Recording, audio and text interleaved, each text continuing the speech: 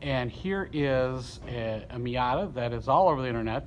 It's Deviate with a K20 and a whole bunch of stuff. Obviously 949 built this car, and basically the whole parts catalog is on there, but not a lot of people have seen it underneath. So let's take a look at it. So one thing I noticed is the big 15x10 rims here with the brand new Toyos, 245s.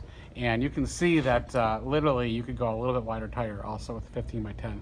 So the Toyo is not super wide, but gives you a little bit better steering. I notice here the aluminum under tray.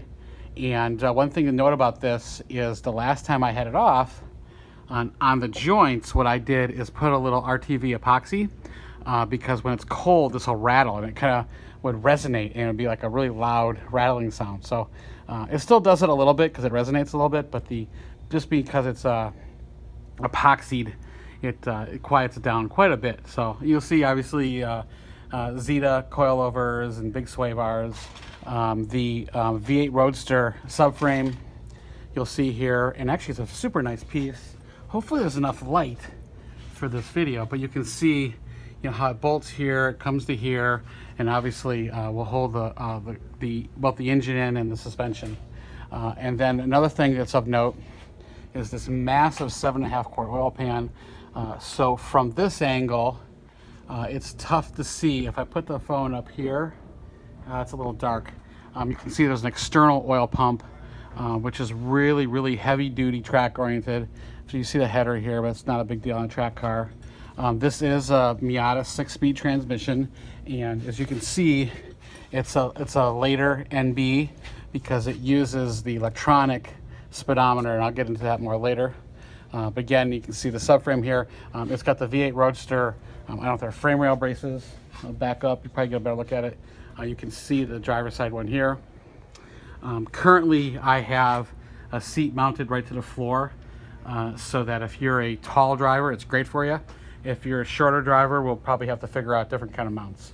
One thing about this is the K series Honda engine, the exhaust is on the wrong side. So there's a couple ways of dealing with that, and then basically what 949 and High Tech, which is a real big Honda tuner, did is they cut the PPF brace. And you can see on there that it's got quite a few extra welds, and there's basically, it's sandwiched. So it's got 2 extra plates on the outside of it, and it has this bolt-on piece that's even, you can see that it's got extra pieces on there to make it stronger. So that was a part that I had to re-engineer because you'd get, it would crack. And now that's not going anywhere because the steel is not going to go anywhere, and then the sandwich is 3 times stronger than it ever was. Keep going back. Again, you can see the Zeta coilovers. You'll notice that this is a California car, so there's no rust on it. I know I think it's got a checkered history as of, title status, but it was a California car and it's never been in the rain and snow and things. Literally, when I first owned it, I had to hook up the windshield wipers again just to clear the windshield, which is a story in itself. But you can see there's quite a few great parts on here. It does include, and I have it sitting in my truck, another tailpipe extension for really quiet tracks. But this is something I've driven this on the street, and I've never in a situation where, hey, I want something quieter. So it's pretty darn quiet. So hopefully you got enough details here, and I'm gonna pull off the rack and take some more pictures. Thanks.